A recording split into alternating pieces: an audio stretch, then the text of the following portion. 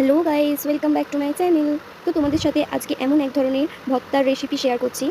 সত্যি বলছি, এরকম একবার বাড়িতে বানিয়ে খেয়ে দেখবেন, মাছ মাংসর আর কিছুই দরকার হবে না। এই ভর্তাটা করার জন্য ওলটাকে আমি সিদ্ধ করে নিয়েছি, বেগুনটাকে পুড়িয়ে নিয়েছিলাম।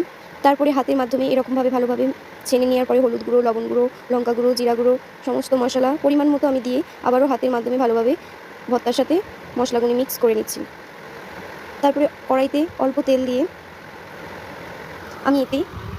আমি তেলটা গরম হয়ে আসলে এতে লঙ্কা আর জিরা, কাঁচা লঙ্কা এতে দিয়ে দেবো।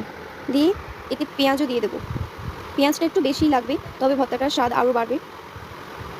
পেঁয়াজটা দেওয়ার পরে যতক্ষণ না পেঁয়াজটার কালার চেঞ্জ হচ্ছে ততক্ষণ আমি এটাকে নাড়াচাড়া করতেই থাকবো। তো দেখো আমার কালারটা চেঞ্জ হয়ে গেছে পেঁয়াজের। তারপরে এতে আমি আদা রসুন দিয়ে দেবো। আদা রসুনটা দেওয়ার পরে পেঁয়াজের সাথে আদা রসুন মিক্স করে দেবো। তারপর একটু নাড়াচাড়া করতে থাকবো। আমার মনে হলো আদা রসুনটা কম হয়েছে, তারপরে আবারও এতে একটু আদা রসুন বাটা দিয়ে দেবো। তারপর ভালোভাবে তেলের সাথে একটু পেঁয়াজটাকে নাড়াচাড়া করতে থাকবো। এতে তারপরে যে ভর্তাটা তৈরি করেছিলাম সেই ভর্তাটা এতে দিয়ে দিচ্ছি। তো এরকম ভালো ভালো ভিডিও দেখার জন্য আমার চ্যানেলটাকে সাবস্ক্রাইব করে দিও, একটা লাইক শেয়ার করে দিও।